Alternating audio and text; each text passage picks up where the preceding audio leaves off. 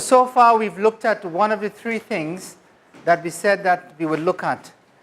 The second thing that we're going to talk about now, inshallah, is that of self-awareness.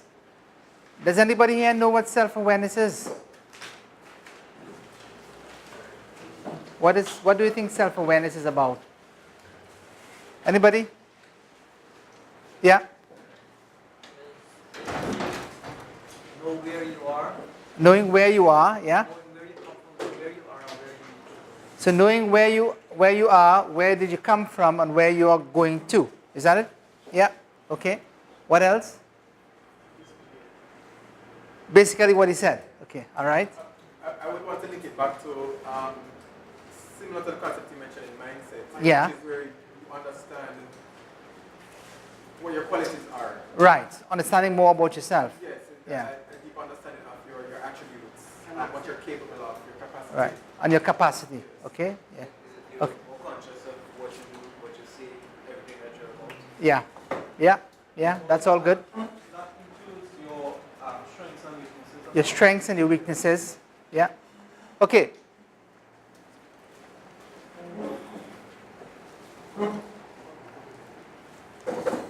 So, Abraham Maslow. Everybody know who Abraham Maslow is? Everybody know who Abraham Maslow is? Yeah? What is Abraham Maslow famous for? He's famous for his hierarchy of needs. Hierarchy of needs. You want to explain the hierarchy of needs? Okay, so Maslow... You can stand up and somebody. Come forward. Come forward and stand up. You should draw it then. Yeah, draw it. I can't draw, I don't remember all of it. All right, okay. Well, all right, so Maslow developed a concept. He called it the hierarchy of needs. Essentially, he identified that human beings have, I believe it's 6 different levels of needs. And that on the base of the chart, which he developed as a triangle, here you have the most basic of human needs. And as you go and achieve that most basic of need, you try to attain the next in the rank. At the basic level, you have food, water, shelter, those primal things. And as you go further up, you try to achieve security, family. I heard one. Well, all right, so the word luxury could mean different things to different persons, but essentially, it's possessions. So you want to get a house, you want to get a car, those sorts of things. So his hierarchy of needs start from the base, going up to the top. Transitions from what he believed was some of the basic desires of a human being to what he saw at the top was, I think, attainment, self-awareness, I believe. Actualization. Self-actualization. Self-actualization. Malik, you want to explain what self-actualization is? Well, if I remember correctly, self-actualization is when a person realizes who they are, realizes that life is so much more than just basic needs, living for a purpose, living for other people mainly. Yeah. I think a while ago in his study, he found out, after studying 100 successful people, Yeah. found out that the ones who have attained self-actualization, they live their lives for other people, so they serve other people. Yeah. So they're not just serving these basic needs to serve themselves. They're using these needs to serve themselves to serve other people, so for a greater purpose. Yeah. So these successful people are self-actualized. Yeah. Because they often say that, self-fulfillment comes when you serve the needs of others. True self-fulfillment in your life. That is where true happiness is found. Many people feel that true happiness, is found when it is that you get whatever it is that you need for yourself. It is not. You will never be happy. You will always be in a state of wanting more and more. But when it is that you fulfill the need of someone else, that is when true happiness comes.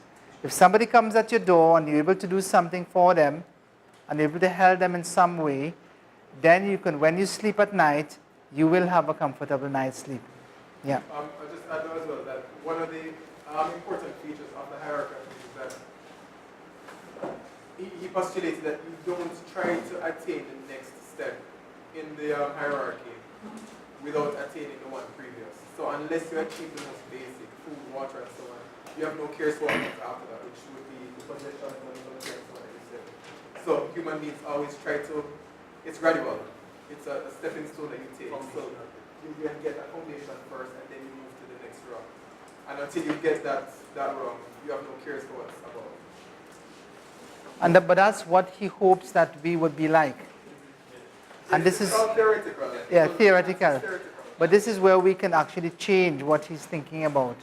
Because when we say that we love for our brother what we love for ourselves, and we're prepared to give a sacrifice for others, then really sometimes at the expense of ourselves, we're actually going higher than what must. So he says that whatever is necessary to change a person is to change his awareness of himself, okay? That's what self-awareness is. And then this is another one that says that he who knows others is wise, he who knows himself is enlightened. Right? He who knows others is wise. If he knows other people and who they are and what they can do and all of that type of thing, he's a wise person. Okay? But the person who is truly enlightened is the one who knows himself. Okay?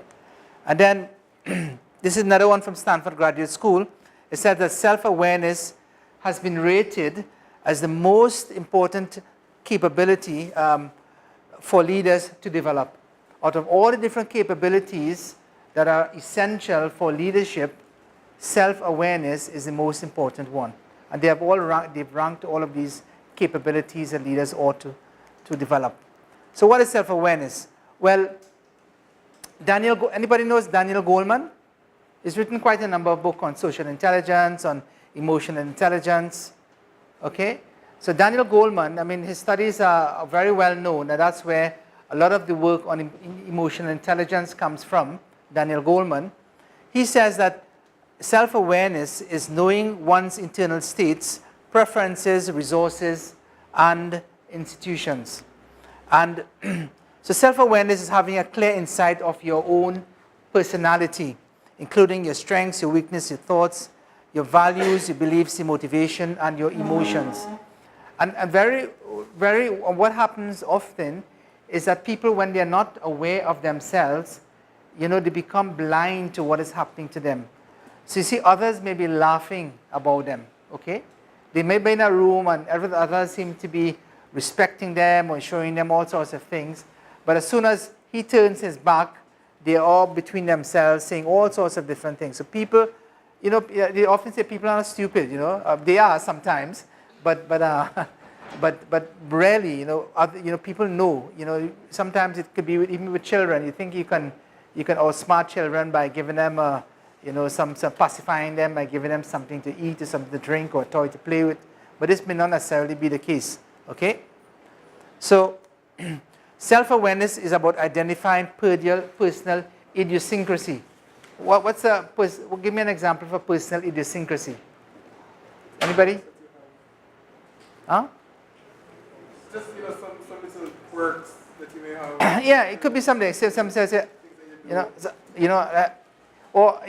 then after they use certain words, or they might certain movements, so it could be anything. It could be that after they brushed it, after they brush their teeth, they have to wipe their toothbrush and make sure that it's perfectly, there's no blemishes on it, and put it back. Some people develop all sorts of different type of habits, all right? But knowing what some of these personal idiosyncrasies are. So, aspects of self-awareness. It's really about a personal brand. And these three things here are so important when it comes to self-awareness. One is that of its emotional, accurate, and self-confidence, okay? So emotional talks about things like understanding what your personal traits are, how your feelings, how feelings affect yourself and your performance.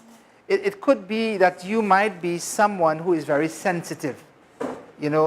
Somebody tells you something which is negative and it has an overbearing effect on you such that you find yourself, rarely being affected by something.